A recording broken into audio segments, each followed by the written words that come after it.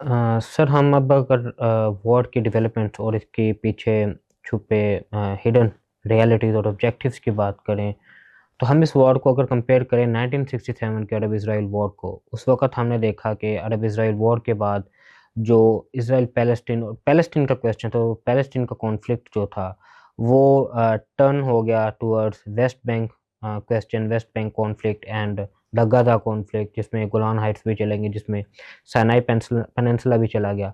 अब अगर हम देखते हैं, तो ये वॉर पहले पैलेस्टीन क्वेश्चन से गाज़ा पे गई, गाज़ा से अब ये लेबनान में चली गई है और रीसेंट अपडेट्स के मुताबिक 15% से ज़्यादा जो लेबनान है, उसको ऑक्यूपाई कर लिया है इज़राइली फ़ोर्सेस ने।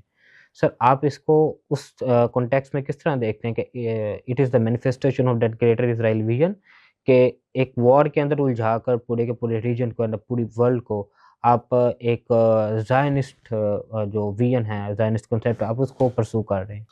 मेरे ख्याल इसको थोड़ा सा बैकग्राउंड में जाके अंडरस्टैंड करने की ज़रूरत है। जो इसराइल है, जो इसकी प्रेजेंट पोजीशन है इसराइल की, यहाँ पे पैलेस्टाइन था। Slowly and gradually they have taken over that entire accept West Bank या गाजा स्ट्रिप के अलावा सारा इन्होंने टेक ओवर कर लिया। इसके बिल्कुल ऊपर टॉप पे अगर नॉर्थ में जाएँ तो वहाँ पे लेबनान है। लेकिन इनके जो इस बिल्कुल अगर आप साउथ में जाते हैं तो इजिप्ट है, इजिप्ट के बाद जॉर्डन है, और जॉर्डन के ऊपर सीरिया है, और सीरिया के ऊपर फिर जाके लेफ्ट पे आपको लेबनान नज़र आता है। तो इनकी जितनी भी वार्स हुई हैं इसराइल की, इनके एक्सपेंशन करने के प्लान्स हैं हमेशा से, अज़ाइम है, जिसको ग्रेटर इसराइल का ये नाम देते हैं। तो इन्होंने चाहे अब इनकी 57 की वार ले लें, अब 67 की वार ले लें, 73 की इनकी वार ले लें, या अभी की वार, जितनी भी वार्स हुई हैं, इनिशियली इन्होंने वार जो सबसे पहले की वो इजिप्ट के साथ की, जॉर्डन के साथ की, सीरिया के साथ की, गोलान हाइट्स पे कब्ज़ा किया, सुनाई डेजर्ट पे कब्ज़ा किया। वो वापस कर देंगी थी, फिर इजिप्ट का सुनाई डेजर्ट था। पर इन तमाम वार्स में इन्होंने लूज़ भी किया और गेन भी किया। But then slowly and gradually एक नया फिनोमेना जो इंटरनेशनल रिलेशंस में हम डिस्कस करते हैं, रिजीम चेंज का, इन्होंने अपनी मर्ज़ी के रिजीम ला के, चाहे आप इजिप्ट की बात कर लें, आप जॉर्डन की बात कर लें, आप सीरिया की बात कर लें, आप लेबनान की कर लें, पैलेस्टाइन की कर लें, अपनी मर्ज़ी के लोग बिठा के उनकी गवर्नमेंट्स को वीक किया। फिर अरब स्प्रिंग के थ्रू उन्होंने, आप लीबिया की बात कर लें, अब मैनी अदर कंट्रीज़ जहाँ पे अरब स्प्रिंग हुआ, वहाँ पे इन्होंने गवर्नमेंट्स को वीक किया। अब फिर इन्होंने ईरान की जो जंग है, जिसमें अमेरिकन सपोर्ट कर रहे थे इराक को और इसराइली भी सपोर्ट करते थे इराक को, वो इन्होंने ईरान के साथ जंग लड़ी जो 8 साल तक लगी रही। तो ऑन वन हैंड बड़ी रेजिलियंस थी ईरानियों में, जो 8 साल तक वो जंग लड़ते रहे, लेकिन उस वक्त भी शिकस्त को दे सके। वो जंग ख़त्म हुई, इसराइल अपने प्लान्स के साथ मूव करता रहा, चाहे वो इंतफादा तहरीक इनको देख लें, जितनी भी फ़लस्तीन की तरफ से इनकी रेजिस्टेंस आती रही है, अब लेबनान की तरफ से आ रही है, चाहे हूतीज़ इसमें इन्वॉल्व हो जाएं, चाहे इसमें बहुत सारी और जो सिमेट्रिक वारफेयर के थ्रू इनके साथ लोग लड़ रहे हैं, इन सबको आप स्टडी कर लें। इनके अपने एक्सपेंशन के प्लान्स हैं, ग्रेटर इसराइल के प्लान हैं। फर्स्ट टाइम अगर इनको किसी ने नॉक डाउन किया है तो वो ईरान ने किया। इनकी पिछली 4 जंगों में इतना नुकसान नहीं हुआ इसराइल का जितना इस जंग में हुआ। इसराइली भी कभी ये एक्सपेक्ट नहीं कर रहे थे कि ये सब कुछ उनके साथ होगा। आयरन डोम की अगर वो बात करते तो कहते थे एक मिसाइल भी यहाँ एंटर नहीं हो सकता।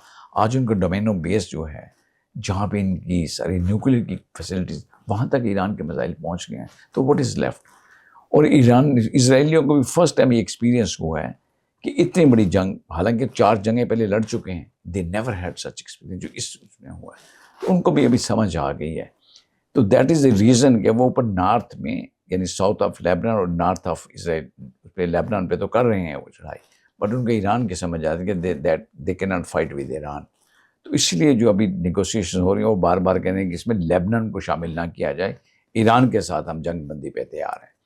वेयर एज ईरानी ने बड़े क्लियरली कैटेगोरिकली बता दिया है कि अगर लेबनान इसमें शामिल नहीं होगा तो फिर इसमें हम जंग बंदी की बात नहीं करेंगे। तो लेट्स सी कि ऊँट किस करवट बैठता है। मेरे ख्याल में तो वंस फॉर ऑल तमाम की तमाम जंग को ख़त्म होना चाहिए, इंक्लूडिंग लेबनान, वो इसका पार्ट होना चाहिए। सर, हम अगर अब डिप्लोमेटिक डेवलपमेंट्स की बात करें जो अभी हो रही हैं, इन डिप्लोमेटिक डेवलपमेंट्स में इस्लामाबाद टॉक्स उभर के आई है सामने। Sir, with in an year Iran का एक बड़ा वर्स्ट एक्सपीरियंस क्या है with negotiating the Americans and the Israelites, specially in June 2025 war, तब भी बीट्रे इन्होंने फेस किया during the negotiations. And also on going negotiation جو اس وار سے پہلے چل رہی تھی، عمان میڈیٹڈ نیگوسیشن ان دا جنیوا، اس میں بھی بیٹریل کا سامنا کرنا پڑا ایران کو. And they also stressed on it that کوئی بھی نیگوسیشن، کوئی بھی مذاکرات یہ بیٹرے کرتے، اپنی زبان پہ قائم نہیں رہتے. تو سر اسلام آباد ٹاکس میں ایسا کیا پولیٹیکلی یا اسٹریٹجیکلی ایک ڈفرینٹ چیز ہے کہ جس کو دیکھ کے ہم یہ کہہ سکتے ہیں کہ Islamabad talks will prove some like efficient move in de-escalation and in ending this war? یہ بڑا امپارٹنٹ کویشچن ہے، بیکاز 2 دفعہ ایسا ہو چکا ہے کہ ڈیورنگ نیگوسیشنز یہ ٹیبل پہ بیٹھے ہوئے تھے، اور ڈیورنگ دی نیگوسیشنز اس ٹیبل ٹاک کے دوران ہی انہوں نے ایران کے اوپر اٹیک کر دیا. اگر یہ ہو رہا ہے اور ایران پہ اٹیک ہو رہا ہے تو بڑا امپارٹنٹ کویشچن ہے، اس دفعہ جو ٹاک ہوگی کیا اس میں بھی وہ ڈیورنگ دی ٹاک کر دیں گے؟ پہلے تو یہ بڑا کلیئر ہونا چاہیے کہ دیر از اے 2 weeks پاز ہے اس میں. تو یہ دونوں سائڈوں سے ہو گیا کہ اس پاس میں جنگ نہیں ہوگی، کوئی ایک دوسرے پہ اٹیک نہیں کریں گے. آلدو کل شام کو 1-2 اٹیکس کیے ہیں اسرائیل نے، اور پھر ایران نے بتا بھی دیا، اور پاکستان نے بھی بڑا اس کا سویر قسم کا اس کو اکاؤنٹ فرق کیا ہے. پاکستان نے بھی اس پہ بات کی کہ یہ نہیں کرنا چاہیے جب آپ کی بات ہو گئی ہے. اس میں جو سب سے اہم بات ہے نا، ابھی جو سینیریو چل رہا ہے اس میں وہ ہے چائنا کی گارنٹی. اس دفعہ چائنا نے گارنٹی دی ہے، چائنا گارنٹر ہے اس کا، اسلام آباد ایکارڈ کا. تو چونکہ چائنا گارنٹر ہے اسلام آباد ایکارڈ کا، اور یہ بھی چائنا نے باور کروا دیا کہ جو شرائط ایران نے پیش کی ہیں، جو 10 پوائنٹس دی ہیں، اس میں سے بہت ساری چیزیں جو وہ مان لی جائیں گی بائی امریکنس، بیکاز جو بیک ڈور ڈپلومیسی ہوتی رہی ہے پچھلے کئی دنوں میں، ان 39 days میں کنٹینیوسلی جو آپ کے فیلڈ مارشل صاحب ہیں یہاں پہ، پرائم منسٹر آف پاکستان اور deputy prime minister of Pakistan, continuously engage رہے ہیں ان تمام فورسز کے ساتھ، اور ان کو پاکستان ہی لے کے آیا ہے اس ٹیبل ٹاک پر. میرا خیال جو کریڈٹ اس وقت سفارتی اگر آپ سطح پہ بات کریں، جو کریڈٹ گورنمنٹ آف پاکستان کو جاتا ہے، یہ پوری دنیا دنگ رہ گئی ہے کہ یہ کیا ہو رہا ہے. تو جتنا پیس کے اوپر کام پاکستان نے کیا ہے، Pakistan has emerge as a new پار، پیس نیگوشیٹر کے طور کے اوپر آ جائیں، پیس بارگیننگ کے اوپر پاکستان کی اگر آپ بات کریں، پیس نیگوشیشن کی بات کریں، تو میرا خیال جو پاکستان نے اچیو کر لیا ہے، یہ شاید دنیا میں بڑے بڑے ملک نہیں اچیو کر سکے. اس جنگ میں پاکستان کا جو رول ہے وہ بڑا زبردست ہے. ایک ایسا کلیدی رول پاکستان نے پلے کیا ہے 2-3 جگہوں پہ. ایک تو یہ پاکستان نے ہمیشہ کوشش کی اس کو فردر ایسکیلیٹ نہ ہو یہ وار، نمبر 1. دوسرا، پاکستان نے یہ کوشش کیا کہ جتنے بھی اسلامک کنٹریز ہیں، اسلامک ملک ہیں، خاص طور پہ جو اس ریجن میں ہیں، جو آپ کے گلف کنٹریز کے ہیں، آپ سعودی عرب کی بات کر لیں، آپ یونائٹڈ عرب امارات کی بات کر لیں، آپ بحرین کی بات کر لیں، کویت کی بات کر لیں، عراق کی بات، ان کو پاکستان نے کول رکھا ہے. ان کو کہا کہ آپ نے اٹیک بیک نہیں کرنا ہے ایران کے اوپر. اگر وہ اس میں شامل ہو جاتے things would have been different. تو بڑا زبردست پاکستان نے رول پلے کیا کہ ان سب کو انہوں نے روکے رکھا ہے. پھر کنٹینیوسلی انگیجمنٹ رہا ہے پاکستان ایران کے ساتھ بھی، امریکہ کے ساتھ بھی، اور تمام لیولز کے اوپر ان سے نیگوشیشن کرتے رہے ہیں. ان ایڈیشن پاکستان نے چائنا کو بھی آن بورڈ رکھا تھرو آؤٹ دی ڈسکشنز.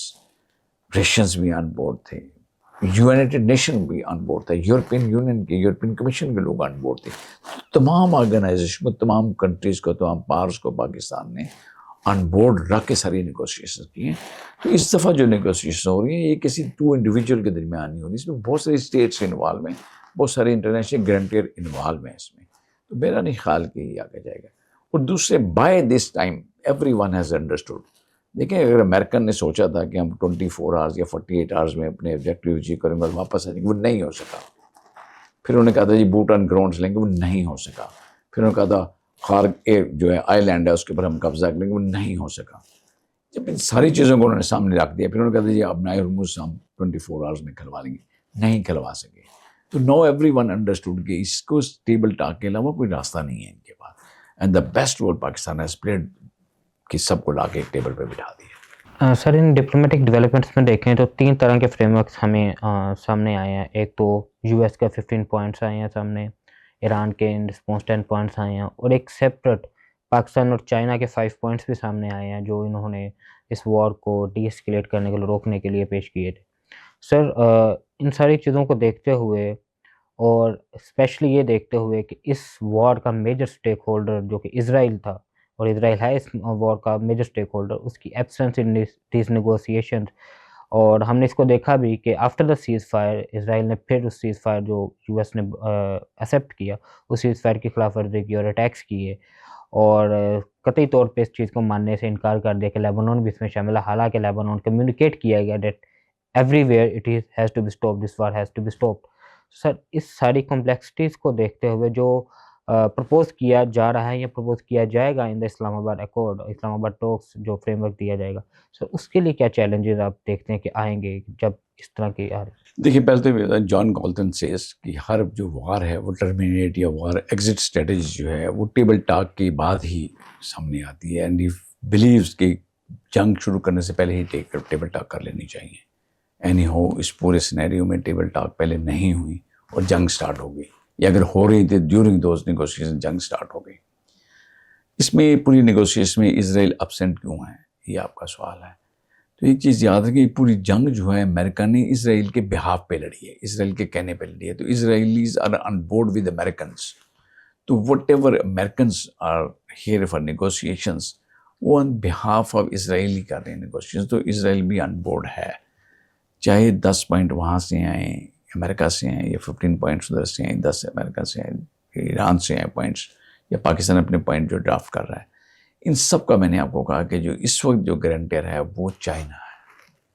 اور چائنا بھی ورلڈ سینیریو میں اگر آپ بات کرتے ہیں اس کی ایک اپنا مقام رکھتا ہے. تو چونکہ اس میں انٹرنیشنل گارنٹرز موجود ہیں، بہت سارے اور بھی ایسے لوگ ہیں جن کا بھی مناسب نہیں ہے اس وقت پریمیچور نام لینا، یہ آپ کے سامنے آ جائیں گے جب اسلام آباد میں ڈسکشن شروع ہو جائے گی. تو یہ ایک کارڈ ایک ایسے ٹائم پہ ہو رہا ہے جس میں everyone is on board. اس سب لوگ آن بورڈ ہیں تو پاس ہوا ہے نا 2 ویکس کا. اس سے پہلے بھی کئی کوششیں کی گئی نہیں، چونکہ وہ آن بورڈ نہیں تھے and everybody used to feel کہ جی میں جنگ جیت جاؤں گا، تو وہ they continued with that. But now there is a feeling after 39 days، آج 40واں دن ہے، اب ان کو سمجھ آ گئی ہے کہ وہ مزید پھیل سکتی ہے یہ جنگ، یہ کہیں نہ کہیں ہمیں ٹربل کریٹ کرے گی ہمارے لیے. اس سے نکلنا کچھ نہیں ہے. دیکھیں ڈسٹرکشن جتنی مرضی کریں، جتنے مرضی میزائل چلائیں، گنز چلائیں، ایئر پاور یوز کریں، ڈسٹرکشن ہی ہے نا. اور ناؤ دا سینیریو اس کہ انہوں نے اپنے ملٹری ٹارگیٹس چھوڑ کے یہ سیولین ٹارگیٹس پہ آ گئے ہیں، یہ کیمیکل فیکٹریز پہ آ گئے ہیں، یہ واٹر ڈسٹریبیوشن پلانٹس کے اوپر آ گئے ہیں، یہ ادویات کی فیکٹری پہ آ گئے ہیں. اگر بات یہاں پہنچ گیا تو میرے خلاف اس جنگ کو بات ہونا چاہیے، اینڈ وائڈلی یہ انڈرسٹینڈ کیا گیا. پھر دوسری ایک بات، چائنا اس کا امریکنز کا یہ بھی خیال تھا کہ جب ہم جائیں گے تو ہمارے پاس نیٹو فورسز جو ہمارے ساتھ ہوں گی، بہت سارے ہمارے الائز ہیں وہ سارے ہمارے ساتھ ہوں گے. یہ پہلی جنگ ہے پوری صدی میں جس میں امریکن پر اسٹینڈنگ آل الون، نہ تو نیٹو نے ان کا ساتھ دیا، نہ یورپین یونین نے ساتھ دیا، نہ کسی اور نے ان کا ساتھ دیا. جب یہ اکیلے ہو گئے تو میرے خیال اٹس بیٹر کہ آپ ٹیبل پہ بیٹھ کے ٹاک کر لیں. تو یہ بڑی سکسیزفل ہوں گے انشاءاللہ. I am very hopeful. Sir moving to our last question, sir اس وار کے بعد، اس وار میں ہم نے دیکھا کہ جو مڈل ایسٹ کا سیکورٹی آرکیٹیکچر تھا وہ پوری طرح ایکسپوز ہو کے رہ گیا. جو اتنا بلڈ اپ ہوا تھا سیکورٹی آرکیٹیکچر مڈل ایسٹ کا، ویسٹ ایشیا کا، عرب کا، وہ پوری طرح بکھر گیا. سر آپ کی نظر میں ان نیگوسیشنز کے بعد، وار ختم ہونے کے بعد یا سیز فائر کے بعد جو شیپ اپ ہوگا مڈل ایسٹ کا، ویسٹ ایشیا کا سیکورٹی آرکیٹیکچر، وہ آپ کے خیال میں کیسا ہوگا؟ اس میں پاکستان کا رول کیا ہوگا؟ آپ بڑے آپٹیمسٹک ہیں، بڑے کیلکولیٹڈ ورڈز میں آپ نے کہا کہ مڈل ایسٹ کی سیکورٹی سینیریو سارا ایکسپوز ہو گیا. میرے خیال اسرائیل کا بھی ایکسپوز ہو گیا، جو آئرن ڈوم کی ہم بات سنتے تھے بڑے عرصے سے وہ بھی ایکسپوز ہو گیا. امریکن سسٹم بھی ایکسپوز ہو گئے، جن ایئر کرافٹ کیریئر کی ہم بات کرتے تھے بڑی دہشت تھی جن کی، وہ بھی ایکسپوز ہو گئے ہیں. پیٹریاٹ بھی ایکسپوز ہو گیا، ان کا تھاٹ بھی ایکسپوز ہو گیا، ان کے بہت سارے سسٹم ایکسپوز ہو گئے ہیں. اور اگر ریئلسٹکلی مجھ سے پوچھیں جو ایک ڈر یا خوف تھا نا سپر پاور کا یا سول پاور کا یا امریکن کا کہ بہت بڑی تھریٹ تھی، وہ کھل کے سامنے آ گئے ہیں کہ ایک خاص رینج تک دے کین فائٹ، ایک خاص لیول تک دے کین فائٹ، بیکاز ان کی جو پروڈکشن کیپیبلٹی ہے وہ بھی ورنریبل، وہ بھی ایکسپوز ہو گئی ہے. وہ جس اسپیڈ سے انہوں نے اپنے یہ تھاٹ یا پیٹریاٹ سے جو میزائل فائر کیے ہیں ان کا ریٹ آف پروڈکشن اتنا نہیں ہے. تو یہ بھی ڈیفیشنسی پہلی دفعہ سامنے آئی ہے. کنٹریری ٹو دیٹ، جو ایران شاہد اپنے پروڈیوس کرتا ہے ان کی پروڈکشن لائن بھی بہت زیادہ ہے اور بڑی اسپیڈ سے وہ پروڈیوس اس کو کر رہے ہیں. تو بہت ساری ورنریبلٹیز جنگ میں سامنے آئی ہیں، بہت ساری ویکنیسز سامنے آئی ہیں.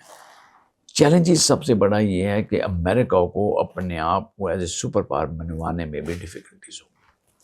یہ فرسٹ وار ہے جس میں اس کو نیٹو نے بھی چیلنج کر دیا، ان کے اپنے الائز نے ان کو چیلنج کر دیا. کین یو امیجن کہ یو کے بھی ان کو چیلنج کر رہا تھا، فرانس بھی اس کا ساتھ نہیں دے رہا تھا. جاپان سے جب انہوں نے موو کرنے کی بات کی انہوں نے بھی انکار کر دیا. ڈیگو گارشیا میں کیا ہوا, اس ساری چیزیں اگر آپ سامنے رکھیں گے تو it will be very difficult. The biggest challenge for Americans اس کے اس کو مینٹین کریں.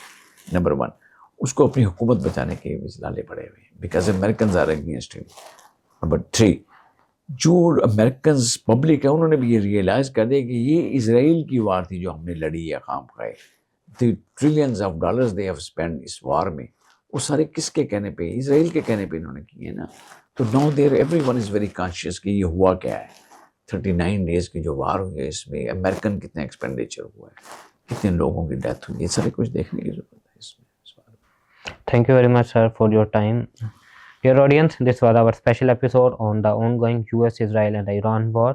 And it is very clear کہ اس وار نے سیکورٹی آرکیٹیکچر کو بھی تبدیل کر دیا ہے, اور اس وار نے جہاں پر ریجنل پیس اور اسٹیبلٹی کو نقصان پہنچایا ہے, اس نے آنے والے فیوچر میں ہونے والے کانفلکٹس اور اس سے پیدا ہونے والی سمندر میں جو ڈسرپشنز ہیں اس کو بھی ایک طرح سے واضح کر دیا ہے کہ پوری دنیا کسی بھی کانفلکٹ سے افیکٹ ہوگی. پروفیسر ڈاکٹر ساجد محمود شہزاد ہمارے ساتھ موجود تھے ہمارے مہمان کے طور پر اسپیشل ایپیسوڈ میں. ہم ان کا بھی شکریہ ادا کرتے ہیں, جس طرح سے انہوں نے اس وار کے ان اینڈ اراؤنڈ کو جس طرح سے ڈی کوڈ کر کے ہمیں بتایا, ہم ان کا شکریہ ادا کرتے ہیں. نیکسٹ اسپیشل ایپیسوڈ تک آپ سب کا شکریہ. خدا حافظ.